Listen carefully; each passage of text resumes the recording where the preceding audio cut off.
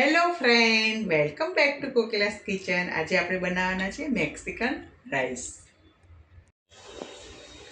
આજની special recipe Mexican rice.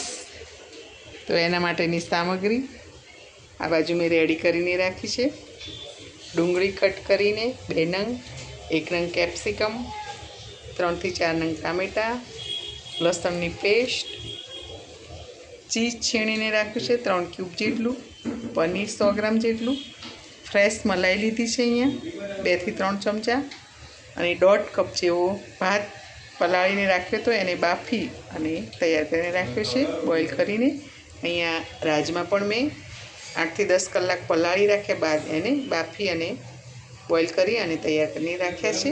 તો બધી જ સામગ્રી અત્યારે રેડી છે. તો આપણે સ્ટાર્ટ કરીશું મેક્સિકન રાઈસ બનાવવા માટે. એના માટે મેં અહીંયા એક કડાઈમાં 2 ચમચી જેટલું તેલ લઈ લીધું છે. ત્યારબાદ આપણે બેઝિક મસાલા લઈ અને એની શરૂઆત કરીશું. તો અહીંયા આપણું તેલ ગરમ થઈ ચૂક્યું છે. સૌપ્રથમ પહેલાં એમાં જીરું નાખીશું. આપણે જીરું બ્રાઉન કલરનું થાય એટલે એમાં આપણે નાખીશું લસણની પેસ્ટ, ત્યારબાદ ડુંગળી કટ કરેલી,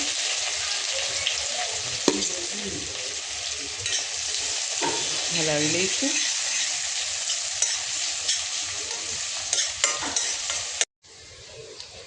આમાં આમ તો આપણે એક્ઝોટિક વેજીસ વધારે યુઝ કરવાના હોય છે, જેમ કે zucchini, red bell pepper, yellow pepper, but અમારા ઘરમાં કોઈને પસંદ નથી તો અમે નોર્મલી ગ્રીન કેપ્સિકમ યુઝ કરી રહ્યા છીએ અત્યારે હાલમાં. એ ડુંગળી એકદમ સતળાઈ ગઈ છે.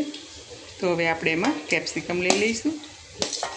બ્રોકોલી વગેરે વગેરે વેજીસ તમને મનપસંદના વેજીસ નાખી શકો છો. કોર્ન છે, તમને જે ભાવતા હોય બધા વેજીસ લઈ શકો છો. અહીંયા નોર્મલ અત્યારે ગ્રીન કેપ્સિકમનો જ ઉપયોગ કર્યો છે, ઘરમાં બધાને પસંદ ન હોવાથી. ત્યારબાદ આપણે એમાં મીઠું નાખી દઈશું સ્વાદ અનુસાર. હવે આપણે ડુંગળી સતળાઈ ગઈ છે તો એમાં હળદર લઈ લઈશું. ત્યારબાદ લાલ મરચાં પાવડર 2 ચમચી જેવું, હળદર 1 ચમચી, ધાણા જીરું 1 ચમચી પાવડર મિક્સ કરી લઈશું.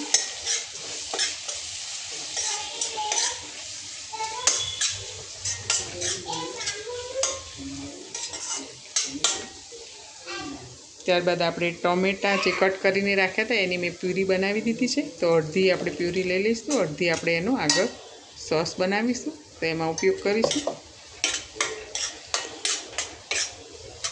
તો આ રીતે ટામેટાની પ્યુરી નાખી દીધી છે, બધું મિક્સ કરી દીધું છે મસાલા સાથે. એને આપણે સાંતળવા દઈશું. આ બાજુ આપણે મસાલા સાથે સંતળાઈને તૈયાર થાય ડુંગળીને કેપ્સિકમ પ્યુરી, એ સાથે એ બાજુ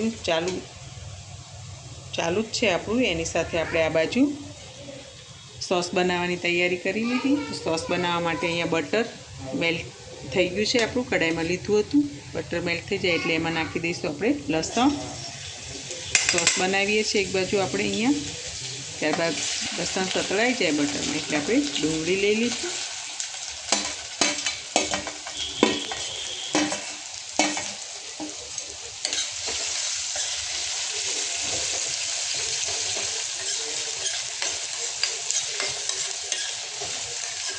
ડુંગળી સંતળાઈ જાય ત્યારબાદ આપણે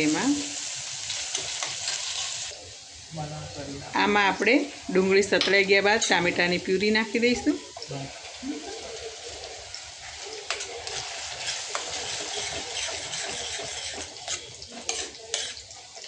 અમારા નિધિબેન બનાવે છે હો આજે.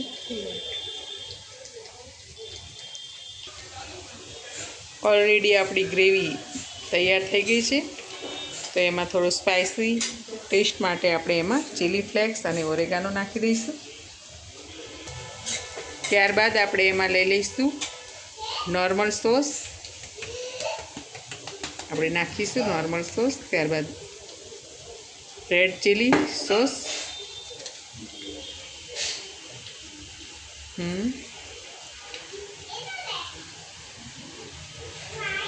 બંને 2-2 ચમચી લઈ લઈશું અને એને સરખી રીતે મિક્સ કરી લઈશું. ત્યારબાદ ઉમેરી દઈશું આપણે રાજમા જે બોઇલ કરીને રાખ્યા હતા.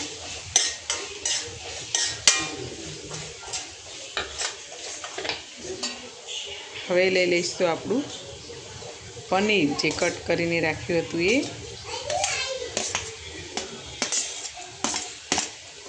ત્યારબાદ આપણે એને મિક્સ કરી લઈશું.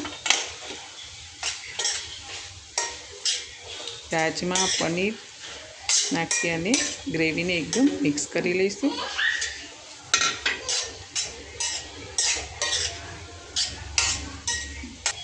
આપણી ગ્રેવી બધા જ મસાલા સાથે તૈયાર થઈ ગઈ છે. હવે આપણે એમાં રાઈસ એડ કરી દઈશું.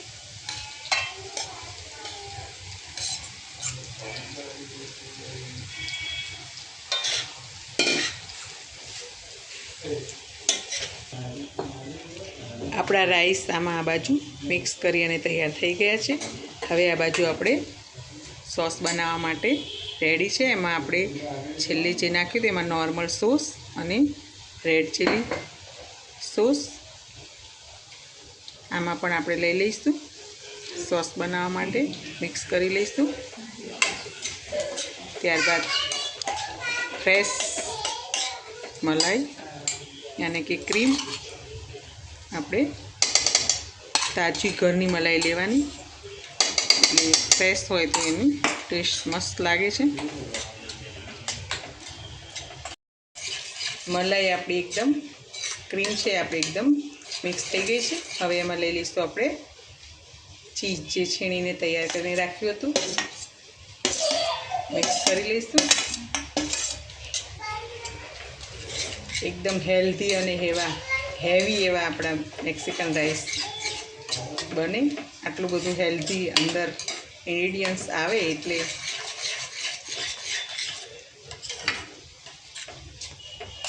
કેટલા મસ્ત મજાના આપણા પોષક તત્વોથી ભરપૂર અને હેલ્ધી મેક્સિકન રાઈસ બને છે.